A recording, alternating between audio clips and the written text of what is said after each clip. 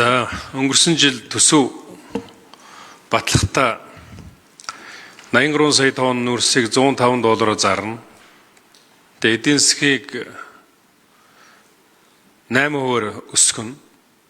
90 дотоодын нийт бүтээгдэхүүнийг 93 их найд төгрөгт хүргэнэ гэдэг ийм зүйл ярьсан юм л да. Тэгээд би тухайд асууж ирсэн. Гэхдээ энэ Трамп гараад ирлээ. Гэхдээ Трамп хамаагүй. Гэхдээ энэ төсвөө зөв тооцсон юм уу? Тооцсон. Энэ хятадын энэ орон сууцны зах зээл дээр нэлээд хямрал үүссэн. Одоо наадах төмөр мөмөр энэ чинь одоо хэрэглэгдэхгүй шүү дээ. Тэр бол бид нар нэвтрэх чадлаа сайжруулад унсан ч гэсэн нөхчин гэл ийм л юм ярьж ирсэн юм л да. Тэгээ яг өнөө жилийн одоо ингээд эхний 5 сарын байдлаар 2025 оны 1-р үйлрэлд бол дотоодын нийт бүтээгдэхүүн 2.4% өсөлттэй гарч байна. Экспортын орлого 2025 онд $5.4 тэрбум болж 1 их найдаар өнгөрсөн оны мөн үеийнхээс 1 их найдаар одоо буурсан $1 тэрбум буурсан байна. Урсгал тэнцлийн алдагдал дотоодын нийт бүтээгдэхүүний 11-ээс 15% хүрэхээр болж энэ одоо маш хүнд хямрал руу ойртох ийм нөхцөл байдал руу очиж байна. Төсвийн орлого 2024 оны эхний сард 5 сард 12.6 их найд байсан бол 2025 оны эхний 5 сард 11.6 их найд болж 1.3 их найдаар буурсан байна. Аж ахуйн нэгжийн татвар өнгөрсөн жил 3.5 их найд орж ирсэн бол эхний 5 сарын байдлаар 2.8 их найд болж 700 тэрбумаар буурч энэ нь юу илэрхийлж байгааг бол аж ахуйн нэгжүүд хаалгаа барьж дампуурж эхэлж байна гэсэн үг. Тэгээ Монгол банкны тооцоосноор бол 2.4 их найдын алдагдaltaа болно гэж тооцоолж байгаа. Яг одоо манай эдийн засгч миний зөвлөх даваад уржийн тооцоолж байгаа бол 5 их найдын алдагдaltaа болно гэсэн ийм төсөөлттэй байгаа. Тэгэхээр одоо Монгол улс нэгэнт одоо ийм нөхцөл байдалд орж байгаа. Тийм учраас бид нар хүний хүн хөрөн бөөртэйгээ суухгүй бид нар хамтдаа л энэ одоо асуудлыг давахын төлөө эрх баригч нар ч сөрөгчөнд хамтдаа явах хэрэгтэй. Тийм учраас хэмнэлт бас дахин хэмнэлт гэдэг зарчим дээр ажиллах хэрэгтэй. Төсвийн үр дүнгүй хөрөнгө оруулалтуудаа хасах хэрэгтэй. Төсвийн зарлага танах хэрэгтэй. Төрийн өмчийн компаниудаараа хулгайгаа багасгах хэрэгтэй. Төрийн сангуудаа эргэж харах ийм одоо зайлшгүй шаардлагууд гарч байна. Тэгээ энэ дээр бас тодорхой хариултуудыг авъя. За тэгээ 1 минутаа асуусны дараа тэгээд сангийн сайд ерөнхий сайд. За ерөнхий сайд эхлээд хариулъя. Эхний хариулт нэх олон минуттай учраас. За бөхчлөөний бүрэг төржигчний асуултанд хариулъя. Одоо санал нэг байна.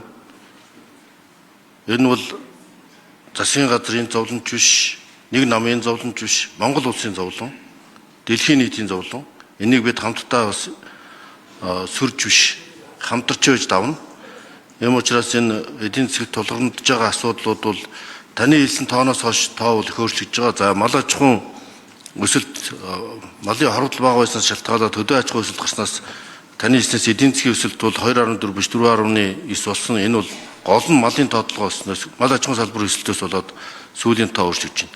Тэгэхдээ манай импорт өсөд байгаа энэ төлбөрийн тэнцэл валютын ханш нөлөөлж байгаа нэг зүйл жишээлбэл 5200 ширхэг машин импорт $190 сая машин импорт нэмэгдэж байгаа бол экспорт маань яаж буурж байгааг та тодорхойлжлээ. $1.150 сая энэ нүүрсний үнийн бууралт шалтгаалж буурж байна. За алттай одоо ийм сайн үнэтэй байгаа ч гэсэн үн баг 2 дахь өссөн ч гэсэн өнөөдөр алтны маань олборлолт багассан, хайгуул зогссон энэ бүхэн нөлөөлж байгаа. Тийм учраас энэ одоо энэ цаг үед бол бид бас төр бүсээ чангалаад энийг давахын тулд нэлээд хатуу арга хэмжээнүүдийг авч хэрэгжүүлж таарна.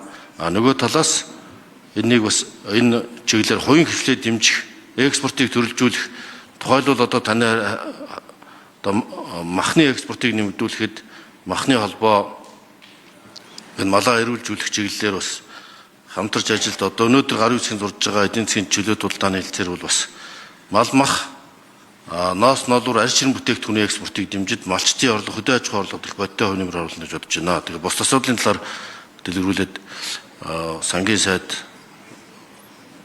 уулуурхан сайдаар хариулж.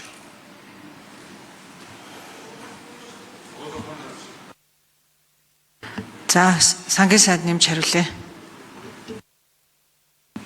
За бүрдүүр жигшүүнд талархал илэрхийлье. Энэ нөхцөл байдлыг бас ойлгож дэмжиж байгаад. За бид 2.1 их найдын зардал танд хэмнэж байгаа юм. За энэс дэшийг хэмнэх гэхээр бид хүүхдийн мөнгө рүүгээ орох гэдэг. Цалин тэтгэвэр тэтгэмж рүүгээ орох гэдэг. За олон улсын гэрээгээр гадаад улсуудын өмнө санхүүгийн байгууллагуудын өмнө хүлээс үүргээрээ төлбөр зохих зээл төлбөр рүүгээ орох гэдэг.